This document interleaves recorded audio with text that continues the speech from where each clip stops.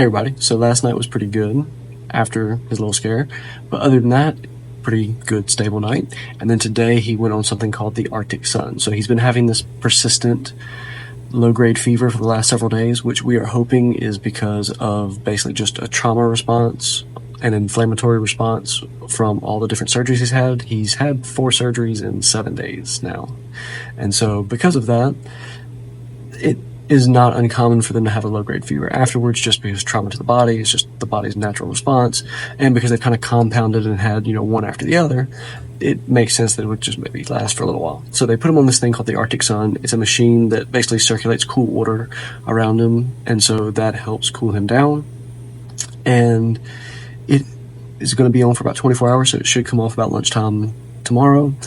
And he has gotten better throughout the day in terms of his temperature. So the temperature started off at like 20 degrees Celsius and has kind of worked its way up. I just checked a while ago, it's like 30 or 31 degrees Celsius. So it's working up, and the higher that temperature of the water gets, the more it shows that his fever is coming down.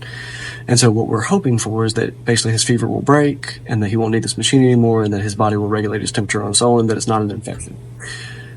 So right now, all the signs are pointing to no infection. His CRP is fairly low, which is an indicator of whether or not he's having an infection response. And then his white blood cell count is fairly low, which is also an indicator of white blood cells are the things that are in your body that respond in your immune system to fight disease. And so since the numbers are relatively low, they're thinking that it's not an infection.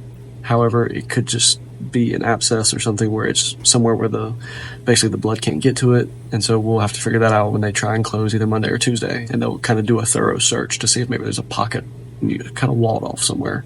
But again, we're just going to pray that that's not the case. There's no infection, but those are the possibilities right now. He also had a blood pressure swing today. When they give things like fentanyl or Precedex for sedation, it can cause the blood pressure to kind of dip down. And he had that happen today, which is scary. But at least today we saw it happen, and it was for a reason, and they were able to kind of solve it relatively quickly and easily. Last night, that one was scarier because there wasn't really any trigger for it. He was just kind of cruising along, and then whoop. And so that is a lot scarier.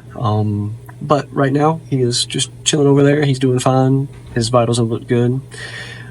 And so Mallory and I, some of y'all have been asking, like, if we get out, or I've been texting telling us we need to get out, walk, go do things. So today we went out twice, went to Elmo's, went to Dane's place, and so got out of the hospital for a little while, and it's nice to get out of here every now and again. So thank you to Kathy for kind of covering for us and letting us get out. And then Hunter's continued to live his best life, and he has started doing something called his serious face. He wanted to FaceTime and do his serious face, and then just laugh about it, and we did that like 40 times.